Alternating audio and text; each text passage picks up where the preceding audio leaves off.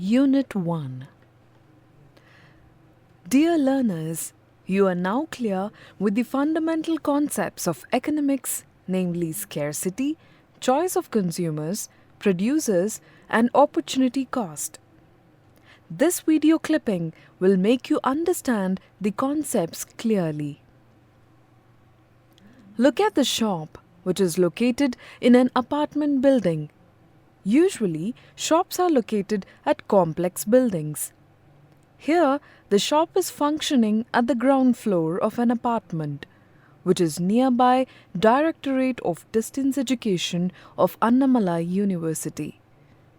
The main branch of the shop is located at the busy center of the town. The extension branch is located at these premises in order to satisfy the needs of the people here.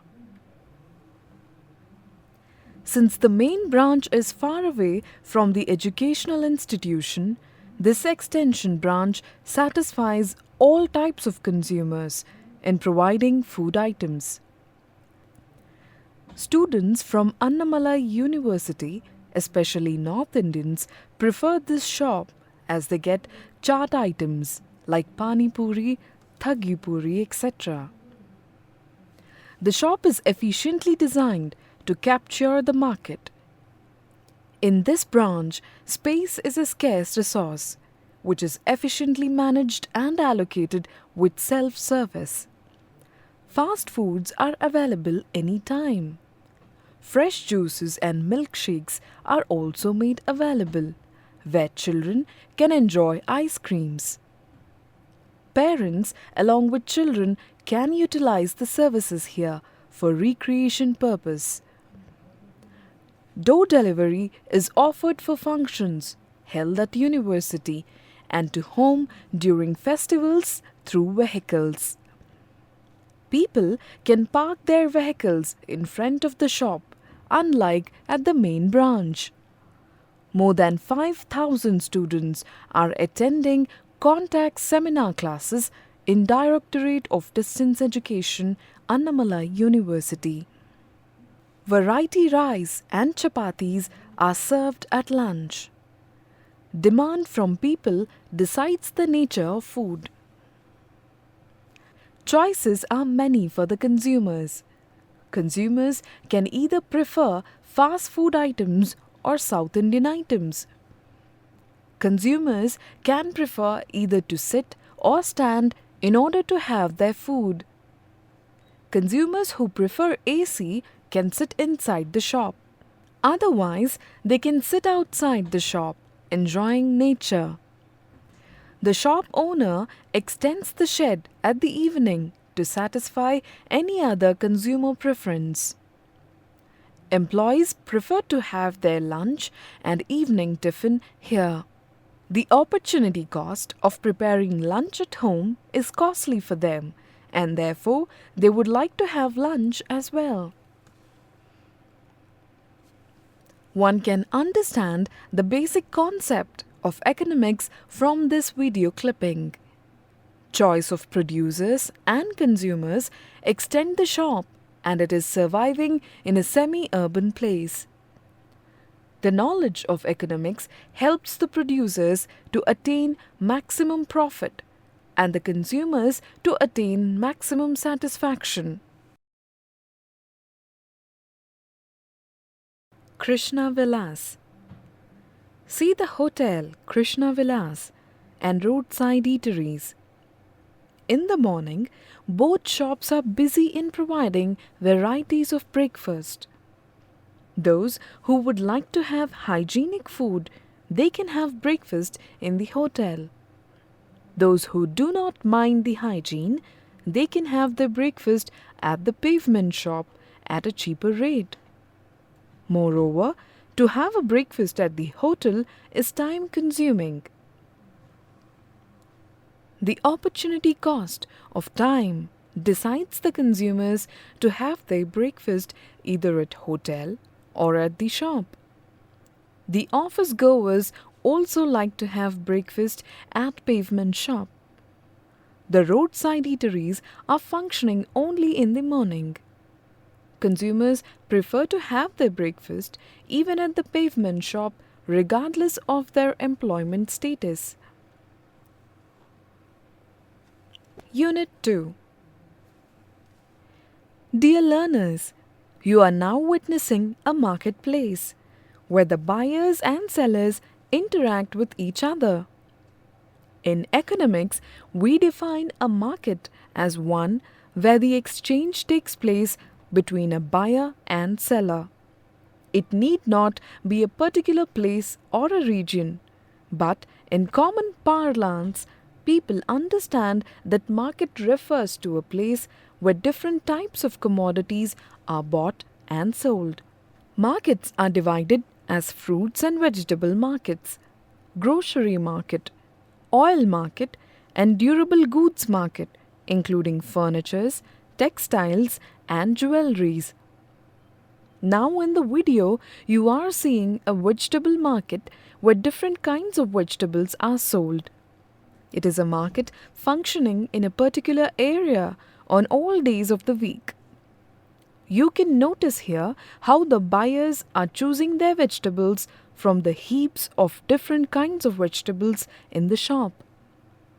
You can also see the segregation of market into different items as vegetables, plantain leaves, coconuts, tomatoes, and curry leaves.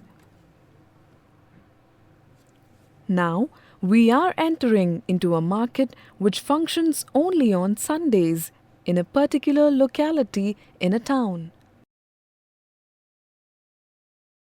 People surrounding in and around the town and from nearby villages come to the Sunday market. It is called Sunday market because it functions only on Sundays. Here, no division of markets is noticed between vegetables, fruits, oils, groceries, and other durable goods like plastic utensils and household appliances.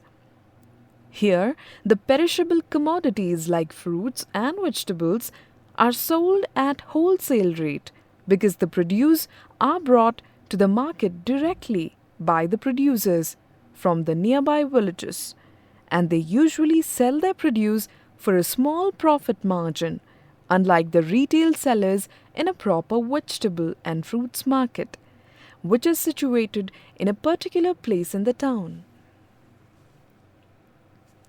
Sometimes, at late evenings, the goods will be sold at auction very cheaply to clear the market by the producers. These types of markets are usually functioning in the semi-urban towns, and these markets are flourishing because it is convenient for the employed people and villagers to visit the market on holidays. It is also more profitable for the producers to sell immediately for cash without waiting for the brokers or agents to give cash for their produce. The difference between the Sunday market and a regular market is that in this regular market, the producers are not directly selling their products. Only the retail merchants are selling the produce. The profit margin for them is fixed at a higher level than in the Sunday market. But here, the buyers can choose good quality vegetables according to their preference, but it is usually not allowed in Sunday markets. While comparing the Sunday market and regular market, the market demand for a particular good, say vegetables, are determined by more number of buyers in Sunday market than in the regular market. This is because the market demand is determined by the number of buyers at a particular time for a particular good. In Sunday market, the market demand for a good is determined by more number of buyers than in the regular market for the same good. Another thing which we can observe from the video is that the goods in Sunday market are spread out in the pavements, while in regular market they are stored in pakka shops in a marketplace. By observing the functioning of the two markets, we can say that the determinants of demand in Sunday market are the cheap price of goods, variety of goods, and more number of buyers purchasing lump sum amount of goods. In the regular market, the determinants of demand are the availability of quality goods on all days and the bargaining strength of the buyers, because in Sunday market, the buyers cannot bargain to reduce the price, whereas it is possible in a regular market. Unit 3. Dear learners, you are observing a famous textile shop in a semi-urban area called Kasturibai Company Private Limited. The shop is a 3-story building. In the ground floor, designer and cotton saris are sold. The first floor exhibits saris of different kinds, including a variety of silk saris. The second floor consists of ready-made items for boys, girls and children, along with cosmetic items and other innerwears. The third floor is made available for ready-made items like jeans, pants, shirts, kurtas, bermudas and innerwears for men. The shop also has a sales department in the underground where dhotis, shirt pieces, cotton towels, carpets, floor mats and other tiny cotton items are sold. In this shop, we can observe the promotional activities undertaken by the shop owner, which boosts up the sales in this shop. In economics, we usually say that whenever price is reduced for a good, the demand for it increases. But everywhere, the textile shops follow fixed prices for items with price tags. So each shop practices different tactics to boost up their sales. This particular shop attracts the purchasers by putting mehendi for the girls and enthusing the consumers with roller coaster, swimming pool and computer games for children. They also make the purchaser choose the coupons from a jar, which entitles them to different gift items. These activities boost up the sales in this particular shop. Now, we are observing another shop named National High Fashion, where cosmetic items and ready-made items are exhibited in the first and second floor for sales. Comparing the two famous shops in the town, the crowd is more in Kasturibai Company shop, where the same type of garments, toys and other items are sold. This explains the concept of consumers' equilibrium in microeconomics, which you are familiar with after studying the lesson on indifference curves. The consumer attains maximum satisfaction out of his or her expenditure where he or she is attracted by the sales promotional measures adopted by different shops. Here, National High Fashion is not concentrating on promotional measures, whereas Kasturibai attracts the purchasers through different sales promotional tactics. So the consumer gets maximum satisfaction out of his or her expenditure. If he would have known English, he should have got training in the use of computer. Thus, with division of labor and specialization, there is possibility of further expansion in the binding works. In the long run, if the binder gets confidence in introducing advanced technology with the help of trained manpower from his own family members and subsidized credit, there is scope for further expansion of the binding unit. The enterprising productive activity, which requires basic skills for binding, has been chosen by this particular person, and there is slow and steady increase in the scale of operation over the last 15 years. There is still scope for expanding the scale of operation for the binder with the inclusion of computer and Xerox machine. Thus, it is found that due to internal economies of scale in the bulk purchase of paper and other raw material, it is possible for the binder to expand the unit profitably in future. The scale of operation of the unit may still be increased. If the binder is able to acquire external economies of scale with the addition of DTP works. Now, you are viewing the printing press in Chidambaram town near Annamalai University.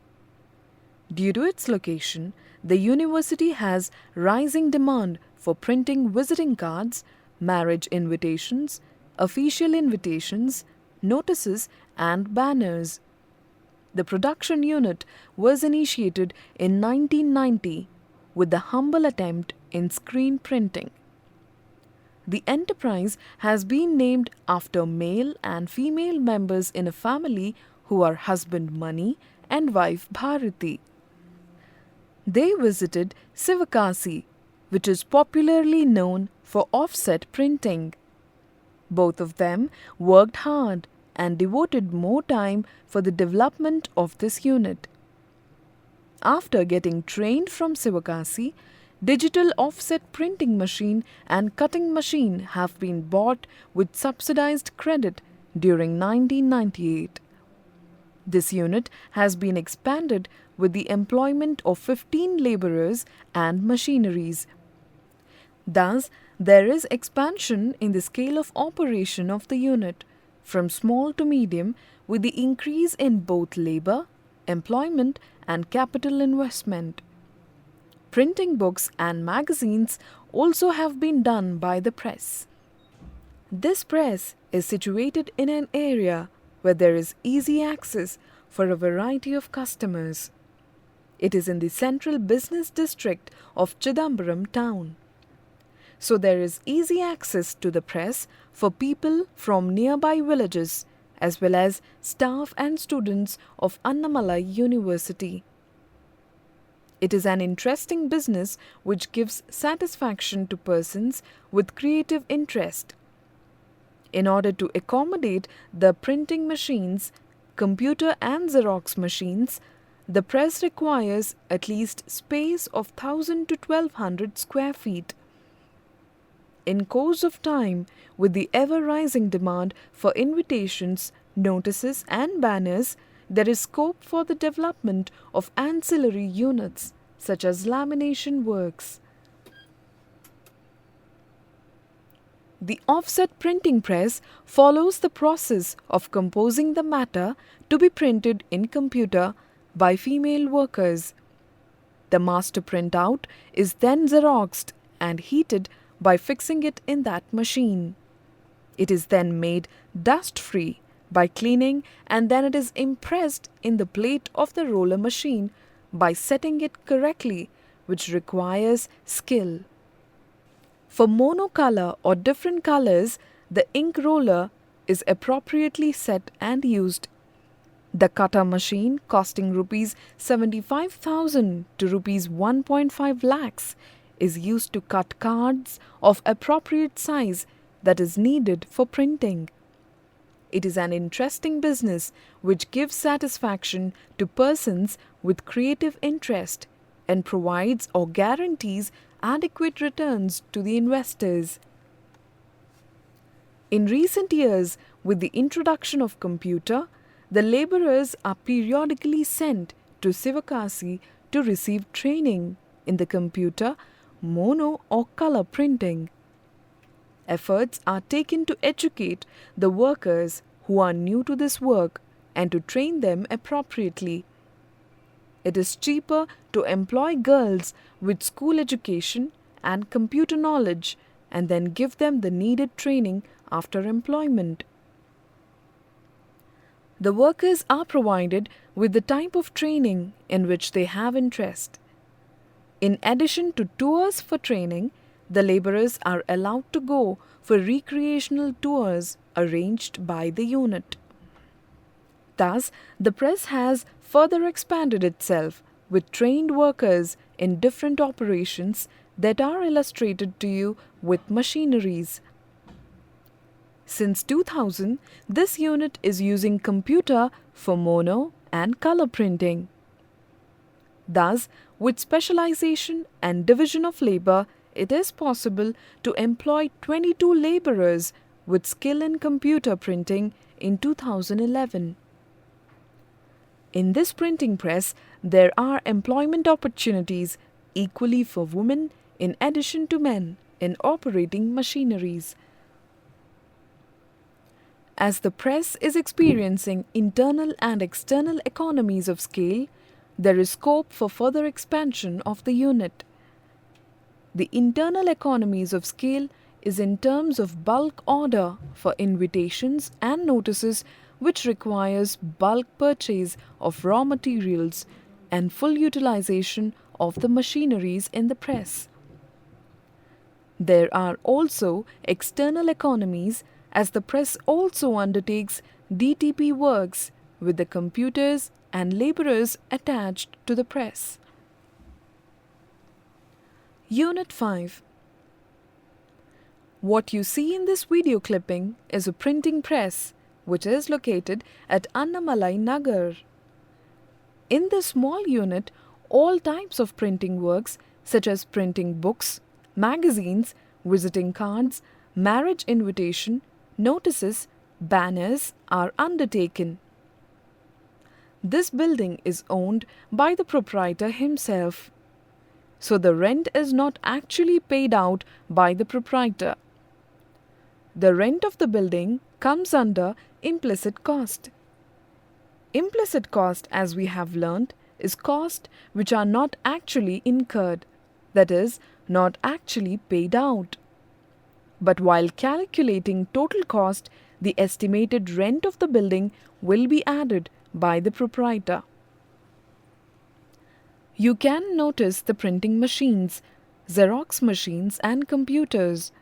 They are capital investment made by the unit. These capital inputs come under fixed cost, that is, cost incurred on fixed factors. These fixed factors remain constant irrespective of the level of output.